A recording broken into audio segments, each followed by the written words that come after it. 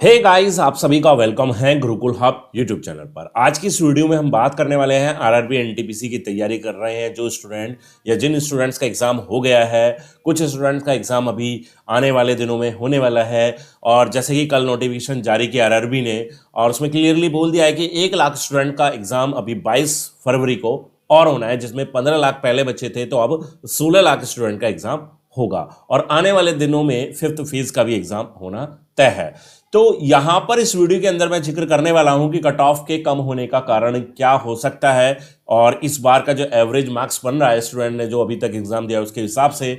और कुछ बच्चों के सवाल हैं कि अगर हमने स्कोर जैसे कम किया है, 40 है या 45 का स्कोर है, तो लास्ट ईयर के एग्जाम के हिसाब से देखा जाए, जिस हिसाब से कट ऑफ रही, या ग्रुप डी का जो सिनेरियो रहा, लास्ट ईयर एएलपी का जो सिनेरियो रहा, तो हम उस हिसाब से कितने पर एक्सपेक्ट कर सकते हैं कि कितनी कट ऑफ जा सकती है, कि क्या उसमें 40 या 45 वाले के लिए कोई चांस बनता है। क्योंकि लास्ट टाइम जो नॉर्मलाइजेशन हुआ तो 30, 35, 40 नंबर तक का भी यहाँ पर नॉर्मलाइजेशन देखने को मिला था। तो आप कितने मार्क्स होने पर सीबीटी 2 की तैयारी कर सकते हैं, इस बात पर भी हम यहाँ पर प्रकाश डालेंगे। तो बिल्कुल इस वीडियो के साथ बिल्कुल टिल एंड तक जुड़े रहें और चैनल को जरूर से सब्सक्राइब करते रहें जिन्होंने नहीं किया है, क्योंकि यहां पर हम एग्जाम से रिलेटेड स्ट्रैटेजी, मोटिवेशन वीडियोस और रेलवे एग्जाम से संबंधित सभी अहम जानकारियां, ऑफिशियल जानकारियां आपके साथ शेयर करके चलते हैं। तो बारी बारी से एक एक बात पर मैं यहां पर चलूंगा, एक एक पॉइंट को क्लियर करूंगा।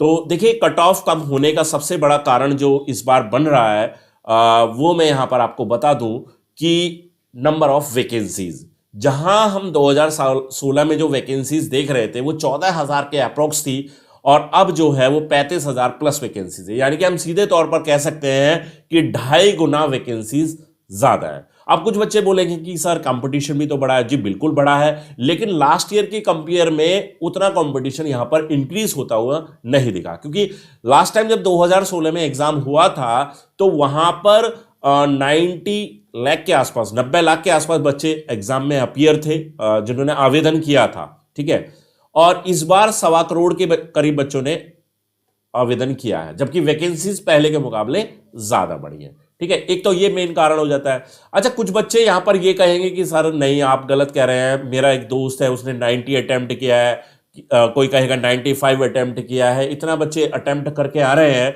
तो कट ऑफ कम होने का क्या कारण हो सकता है? कट ऑफ तो कम नहीं रहेगी, है ना। तो यहां पर मैं एक एक बात को देखो क्लियरली आपको समझा रहा हूं। आप 95 अटेम्प्ट करते हैं, आप 100 क्वेश्चन का पेपर है, 100 क्वेश्चन के पेपर में 95 अटेम्प्ट करते हैं, लेकिन सच्चाई क्या है कि जब आप एग्जामिनेशन हॉल के बाहर निकल कर आते हैं, गेट तक पहुंचते हैं, गेट से बाहर निकलते निकलते आपका स्कोर 90 हो जाता है। ऐसा आपने देखा भी होगा अमूमन। जब आप घर पहुंचते हैं, घर पहुंचते पहुंचते वो 85 हो जाता है। आंसर की जब आती है, आंसर की आते आते वो आपका 75 हो जाता है, और जब रिजल्ट आता है तो मात्र 70 रह जाता है। तो 95 वाला बच्चा भी 75 के अप्रोक्सी स्कोर कर पाता है। ऐसा केवल हम जब अटेम्प्ट करते हैं तो हमारे मन में एक पॉजिटिविटी बनी रहती है कि हाँ, मैंने 95 क्वेश्चन अटेम्प्ट किए हैं, और मैंने एक्यूरेसी मेरी यहां पर, मैंने उन्हीं क्वेश्चन को किया जो मेरे सही थे, मैंने यहां पर तुक्का नहीं लगाया। हर स्टूडेंट अपने आप को यह मान के चलता है कि मैं जो क्वेश्चन कर रहा हूं वो सही कर रहा हूं, यहां पर गलत की गुंजाइश नहीं बनती। लेकिन रियलिटी इससे कुछ अलग होती है। जब आंसर की सामने आती है तो रियलिटी हमारे सामने तब निकल कर आती है। समझ रहे हैं ना मेरी बात को? तो मैंने पहले भी इस चीज को बोला कि क्वेश्चन अटेम्प्ट करना कोई बहुत बड़ा यहां पर मुद्दा नहीं है।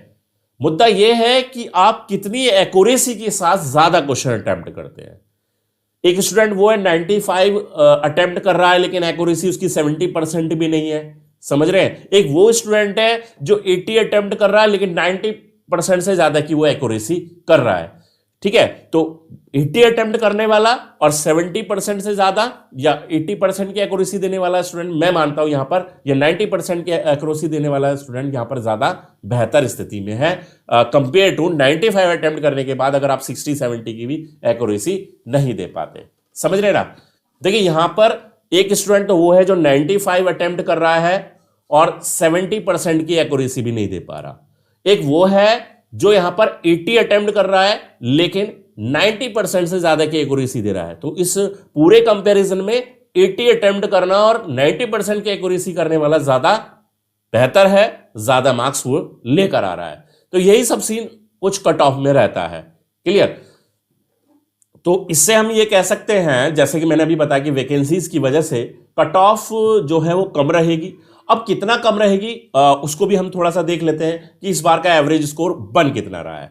देखिए बोलने को तो लोग बक्स कोई कुछ बोल रहा है, कोई कुछ बोल रहा है, लेकिन एक रेंज मैंने जो देखी है, जो काफ़ी सारे स्टूडेंट से मेरा वार्तालाप हुआ, ऑनलाइन भी मैंने बात की, ठीक है, व्हाट्सएप पर मैसेज के जरिए भी मुझे पता चला, ठीक है, कुछ मेरे खुद के स्टूडेंट हैं तो आमने सामने बैठ के भी हमने बातें की, तो वहाँ पर जो एक एवरेज स्कोर बनकर आ रहा है वो 70 के आसपास का ही स्कोर बन रहा है। तो अगर आप 70 स्कोर कर पा रहे हैं, देखिए 70 अटेम्प्ट की बात नहीं कर रहा हूं मैं, 70 के आसपास का अगर आप स्कोर कर रहे हैं, ठीक है, आफ्टर निगेटिव, तो आप अपने आप को बिल्कुल पूरी तरीके से सेफ मान सकते हैं।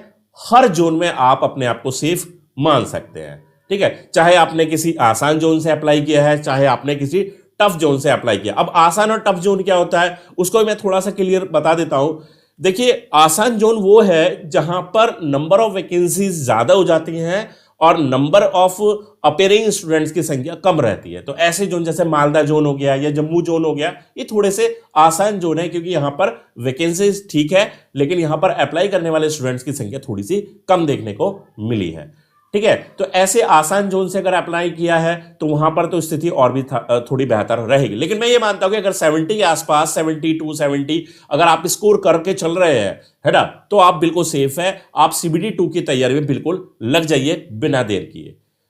अच्छा, अब एक सवाल यह बनता है कि अगर बच्चे कम स्कोर कर रहे हैं, मान लीजिए 40 स्कोर है, 45 स्कोर है या 50 है, 55, देखिए यहां पर भी आपके साथ बिल्कुल चांस है, पूरा चांस बनने का है, क्योंकि यहां पर मैं जो बात कर रहा हूं अभी रॉ मार्क्स की बात कर रहा हूं, ठीक है, रॉ मार्क्स की मैंने आपके सामने बात रखी। लेकिन अभी यहां पर एक बहुत बड़ा मुद्दा बनकर आएगा नॉर्मलाइजेशन। नॉर्मलाइजेशन सारे समीकरण को बदलकर रख देता है, ये आप जानते हैं, ठीक है। अगर आप 45 भी स्कोर कर रहे हैं और अगर आपने 25 का नॉर्मलाइजेशन ले लिया तो आपका स्कोर 70 हो जाता है या 70 प्लस भी हो सकता है। अगर आप उससे थोड़ा सा भी स्कोर ज्यादा कर लेते हैं तो यहां पर आपकी पूरी संभावना है कि आप CBT 2 के लिए बुलाए जाएंगे। क्लियर? अब नॉर्मलाइजेशन कैसे काम करेगा? नॉर्मलाइजेशन ये आपके हाथ में नहीं है, ये आपके हाथ में नहीं है। अगर आपका एग्जाम किसी ऐसी शिफ्ट में पड़ जाता है जो कंपेयर किया जाए अन्य शिफ्ट के मुकाबले ज्यादा टफ है, हालांकि अभी तक मुझे ऐसा नहीं लगा कि किसी शिफ्ट का पेपर बहुत ज्यादा टफ आ गया हो। सिमिलर ही एग्जाम पूछा जा रहा है, सिमिलर ही शिफ्ट हैं, लगभग 1-2 नंबर, 4 नंबर, 5 नंबर तक मैक्सिमम में डिफरेंस देख सकता हूं, ठीक है। लेकिन अगर बाई चांस अभी आने वाले एग्जाम्स हैं, अभी आने वाली डेट्स में भी एग्जाम्स हैं, तो वहां पर अगर कोई ऐसी शिफ्ट पड़ जाती है आपकी जहां पर पेपर हद से ज्यादा टफ है और वहां पर आप 40 या 45 स्कोर ही कर पाते हैं, तो ऐसी स्थिति में बिल्कुल आपको बेनिफिट मिलेगा नॉर्मलाइजेशन का, और वहां पर 20, 25, 30 नंबर तक का भी आपको नॉर्मलाइजेशन का फायदा मिल सकता है, ठीक है। बस डिपेंड करता है कि आपका शिफ्ट का पेपर कितना टफ है या अन्य स्टूडेंट उस पेपर में कितना कंफर्टेबल महसूस कर पाए। एक तो ये होता है कि टफ केवल आपके लिए ही टफ रहा, है ना। अब टफ की भी क्या डेफिनेशन, टफ तो वही है कि जो हमने तैयार कर रखा वो हमारे लिए आसान होता है, जो हमने तैयार नहीं किया वो हमारे लिए टफ होने लगता है। लेकिन अगर उस शिफ्ट के सभी स्टूडेंट्स को वो पेपर टफ लगता है, यानी कि उनके स्कोर से पता चलेगा, है ना, कि उस शिफ्ट से कितने बच्चों ने कितना स्कोर किया, तो उसी हिसाब से नॉर्मलाइजेशन प्रोसेस के साथ उनको नॉर्मलाइजेशन का बेनिफिट मिलता है। लेकिन मैं यहां पर यही कहूंगा कि अगर आपने 70 का स्कोर किसी भी जोन से हासिल कर लिया है तो आपको टेंशन लेने की जरूरत नहीं है, आपको बेहिचक CBT 2 की तैयारी पे जुट जाना चाहिए। इससे ज्यादा कट ऑफ तो कहीं भी किसी भी जोन में जाने की कोई संभावना नहीं बन रही। ये बिल्कुल सेफ स्कोर आप CBT फर्स्ट के लिए मान सकते हैं, क्योंकि यहां पर अभी 7 लाख बच्चों को सभी जोन्स में मिलाकर 7 लाख बच्चों को CBT फर्स्ट क्वालिफाई कराया जाएगा, यानी कि CBT 2 के लिए आपको कॉल किया जाएगा 7 लाख। तो 7 लाख एक बहुत बड़ा नंबर है, बहुत बड़ी संख्या है, ठीक है। अभी इस रिजल्ट से किसी का सिलेक्शन तो फाइनली होना नहीं है, ठीक है। तो हमेशा आप ये देखेंगे जो फाइनल हमारी कट ऑफ होती है उसके मुकाबले CBT फर्स्ट जो प्राइमरी हमारा एग्जाम होता है उसकी कट ऑफ काफी कम रहती है। तो यहां पर तो उम्मीद यही है कि आप 70 पर बिल्कुल सेफ है, आप बिल्कुल सीबीटी 2 की तैयारी कर सकते हैं। लेकिन मैंने यहां पर यह भी कहा कि अगर आप इससे कम के स्कोर पर भी हैं तो बिल्कुल आपको अभी भी टेंशन लेने की जरूरत नहीं है, क्योंकि नॉर्मलाइजेशन से आपको इसका मार्क्स का बेनिफिट भी पूरी तरह से मिलने का पूरा चांस रहेगा। आई होप कि आज की इस वीडियो में आपको हर एक सवाल, हर एक डाउट जो आपके माइंड में कट ऑफ को लेकर चल रहे हैं वो दूर हो गए होंगे। देखिए यहां पर कोई प्रेडिक्शन बिल्कुल नहीं कर सकता, पहले से कोई भी ये क्लियरली नहीं बता सकता कि आरआरबी एनटीपीसी की कट ऑफ इतनी ही रहने वाली है और वो उतनी ही रहेगी। ये सब अनुमान होता है कि जब हम अपने आसपास के क्षेत्र में जब स्टूडेंट्स की परफॉर्मेंस को देखते हैं, है ना, तो उसी से हमें एक एवरेज मार्क्स निकाल पाते हैं और उसी से हम बता पाते हैं कि कट ऑफ जो है इसी रेंज के आसपास रहने वाली है। ठीक है, कभी कभी वो जो एवरेज मार्क्स की जो हमारी रेंज होती है कभी कभी वो सही साबित हो जाती है और कभी कभी वो गलत हो जाती है, क्योंकि हम एक लिमिटेड एरिया में ही इन चीजों को तुलनात्मक दृष्टि से देख पाते हैं। हम ऑल इंडिया लेवल पर इस चीज को पूरी तरह से क्लियर डिस्क्राइब नहीं कर पाते, नहीं देख पाते कि सभी बच्चों का क्या स्कोर है ना। आप समझ रहे हैं ना, ज्यादा से ज्यादा 100, 200, 300, 1000 बच्चे, 2000 बच्चों तक या 5000 बच्चों तक पकड़ होती है किसी भी एक टीचर की, है ना, उससे ज्यादा तक पकड़ नहीं होती। तो उसी के बिहाफ पर हम ये एवरेज मार्क्स आपको बता पाते हैं, एक एवरेज कट ऑफ बता पाते हैं। तो इसके लिए आपको बिना वजह का हाइपर होने की जरूरत नहीं है कि सर आपने तो कट ऑफ कम बता दी थी, कट ऑफ तो ज्यादा चली गई, या कट ऑफ तो आपने ज्यादा बता दी, कट ऑफ तो बहुत कम गई है। ठीक है, तो ये सब कुछ समीकरण जो है वो सब आरआरबी का अपना है, वो अपने हिसाब से ही कट ऑफ को डिसाइड करेगा और सब आपकी परफॉर्मेंस के बेस पर ही होता है। तो आज की वीडियो में बस इतना ही। वीडियो पसंद आ गई वीडियो को लाइक कर दीजिए, शेयर कर दीजिए दोस्तों के साथ, और आपने अभी तक हमारे चैनल गुरुकुल हब चैनल को सब्सक्राइब नहीं किया है तो उसको सब्सक्राइब भी कर दीजिए। मिलते हैं नेक्स्ट वीडियो में, तब तक ले बाय, थैंक यू।